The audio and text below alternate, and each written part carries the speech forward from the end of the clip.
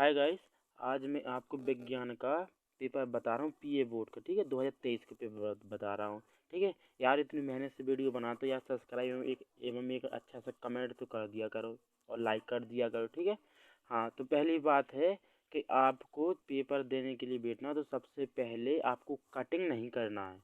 Copy में cutting नहीं करना है। ठीक है, अगर कटिंग करोगे तो एग्जामिनर की सबसे पहले निगाह कटिंग पे जाएगी। ठीक है, तो आपको कटिंग नहीं करना है, कोशिश ये करना कटिंग नहीं करना है आपको। ठीक है। हाँ, तो लिखते समय विशेष ध्यान देना कि अगर गलत हो जाए तो हो जाने दो, मतलब जैसे गलत हो गया तो हो जाने दो उसे। ठीक है, बीच वाले क्वेश्चन पे ऐसा नहीं कि शुरू से क्वेश्चन लिख दो वहीं गलत कर दिया वो काट दिया। ठीक है, तो ये तो गलत काटना तो पड़ेगा ही, गलत हो गया। ठीक है, तो हाँ, बीच में अगर कटिंग हो जाए, क्वेश्चन के बीच में कटिंग हो जाए तो उसको छेड़छाड़ नहीं करना है, काटना नहीं है। ठीक है। हाँ, तो विशेष ध्यान देना है। तो ये 100% यही क्वेश्चन आएगा जो मैं आपको भी क्वेश्चन बताऊंगा, मोस्ट इम्पोर्टेंट। वो आपकी 100% यही क्वेश्चन आएगा। 2 साल का एक्सपीरियंस है। ठीक है, 2 साल से मैं आपको क्लास 10 की बायो पढ़ा रहा हूँ, बायो ओनली। ठीक है। हाँ, तो ये हो गया फिजिक्स का पेपर। ठीक है, ये हो गया पीरियड 2022-23 का पेपर। विज्ञान विषय विज्ञान कक्षा 10 का। ठीक है, तो इसके बाद आप विज्ञान का देखो। ठीक है। हाँ, तो विज्ञान में दिया गया पादप खंड उपखंड का। हाँ, तो इससे पहले आप ऑप्शन भरेंगे तो ऑप्शन किस प्रकार से भरना है ये तो देख लो पहले। ठीक है, तो ऑप्शन भरेंगे जैसे मैंने यहाँ लिखा कि खंड का, यानी जो भी खंड होगा आपका विज्ञान का उसमें देखना। तो मैंने इस जैसे इसमें भरा। ठीक है, तो ये मेरा एक अवतल दर्पण व्यक्त त्रिज्या 20 सेंटीमीटर, तो इसकी फोकस दूरी क्या हो। अब जैसे मैंने लिख दिया यहाँ 10 माइनस माइनस लिख दिया मैंने कि ये है। तो क्वेश्चन नंबर 4 पे है।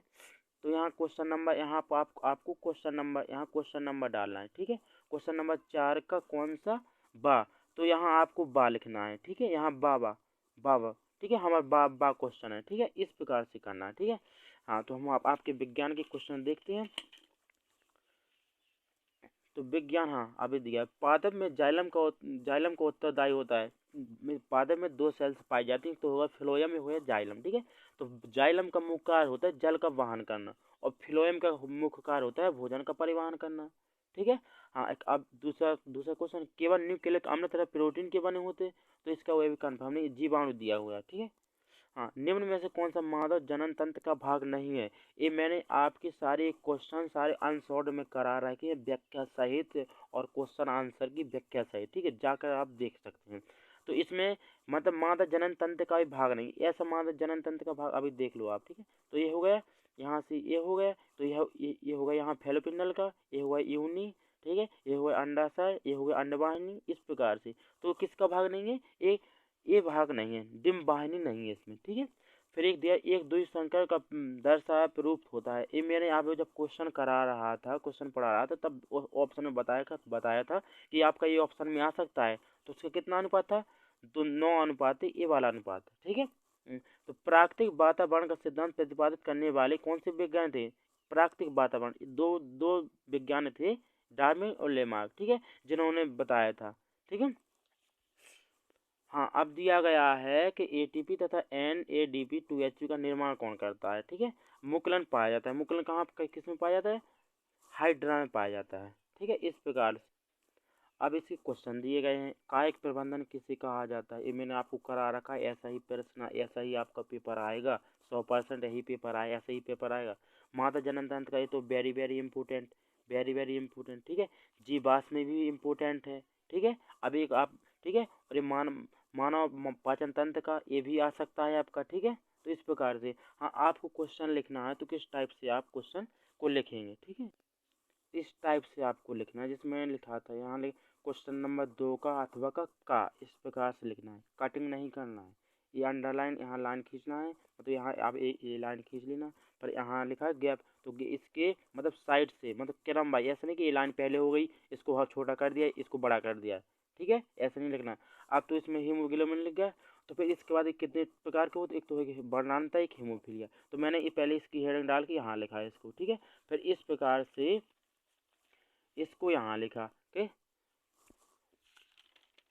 हीमोफीलिया, इस प्रकार से लिखा है इनको। ठीक है, हेडिंग डाल के इस प्रकार से आपको लिखना है। हाँ, तो ये आपके मोस्ट क्वेश्चन है जो 100% यही क्वेश्चन आएगा, यही क्वेश्चन आएगा गारंटी के साथ, समझे, यही क्वेश्चन मिलेगा आपको पेपर में। तो अभी आपको लिखना है एडीपी और एनएडीपी और डीएनए का फुल फॉर्म। ये आपको ऑप्शन में पक्का आएगा, पक्का 100%। देख लेना, अगर नहीं आएगा तो मुझे मेरा चैनल अनसब्सक्राइब कर देना और डिसलाइक भी बुरा सा कमेंट कर देना अगर नहीं आएगा तो, ठीक है। गारंटी है 100% यही ऑप्शन आएगा, और मतलब इसमें से आएगा तो इसमें से, मतलब इसमें एडीपी या फुल फॉर्म पूछेगा तो इसी में से पूछेगा आपसे, ठीक है। फिर इसके बाद ये दिया कि ऑक्सी तथा अनऑक्सी में अंतर बताइए। तो अनऑक्सी ये इस वायवीय को कहते हैं, अनऑक्सी अवायवीय को कहते हैं, ठीक है। एक ही टाइप का ये क्वेश्चन है, ठीक है। तो वृक्क के प्रमुख कार्य बताइए। वृक्क के प्रमुख कार्य मैंने आंसर में कई बार करा रखा है, कई बार करा दिया, तो जाकर आप देख सकते हैं। धमनी और शिरा में अंतर, ठीक है, ये भी इम्पोर्टेंट है। द्वारा परिसंचरण, ये भी इम्पोर्टेंट है, ठीक है। पादप में जल और खनिज लवण का वहन किस प्रकार से करता है, किस प्रकार से करता है। इसमें दो हेडिंग हो जाती है, जाइलम हो गया, एक फ्लोएम हो गया, इस प्रकार से करती है। हाँ, पुमंग तथा जैंग में अंतर बताइए। पुमंग तथा जैंग में अंतर बताइए। पुनरुद्भवन से क्या तात्पर्य है, इसको भी उदाहरण सहित बताना आपको, ठीक है। हाँ, परागण की परिभाषा तथा एक प्रकार के कितने प्रकार के होते हैं, ये दो प्रकार के, परपरागण और स्वपरागण, ठीक है, ठीक है। अलैंगिक तथा लैंगिक में अंतर बताइए। लैंगिक और अलैंगिक तथा लैंगिक में अंतर बताइए। अब मेंडल का पृथक्करण का नियम, अगर ये आपका अति लघु में आएगा, ये अति लघु के प्रश्न है इंपोर्टेंट, आपका अति लघु में आएगा तो यही आएगा, मेंडल के पृथक्करण का नियम बताइए। फिर उसके बाद लक्षण प्ररूप जीनोटाइप, जीन प्ररूप जीनोटाइप। तो इस लक्षण प्ररूप होगा फिनोटाइप और जीन प्ररूप होगा जीनोटाइप, ठीक है। जीवाश्म किसे कहते हैं, ठीक है, जैव प्रक्रम के विषय पर दर्शाइए, ठीक है। हाँ, समजात अंग तथा समरूप अंग में उदाहरण सहित लिखिए। अंतर भी पूछ सकता है आपको, ये भी अति लघु में भी पूछ सकता है कि समरूप किसे कहा जाता है, समरूप अंग किसे कहा जाता है। अब इसके बाद लेमार्क तथा डार्विनवाद की मूलभूत संरचना बताइए, ठीक है। डार्विन ये भी पूछ सकता है, ये भी पूछ सकता है, ठीक है। इनमें से एक भी कोई एक पूछ लेगा, इस प्रकार से आपको लिखना है। ये तो मैंने आपको करा दी, ये तो मैंने आपको लघु उत्तरीय प्रश्न करा दिए, ठीक है, जो आपके पेपर में ही मिलेगा, 100% यही मिलेगा, 100%। देख लेना ना चाहे। हाँ, अब आप दिए उत्तरीय प्रश्न भी देख लीजिए, ठीक है।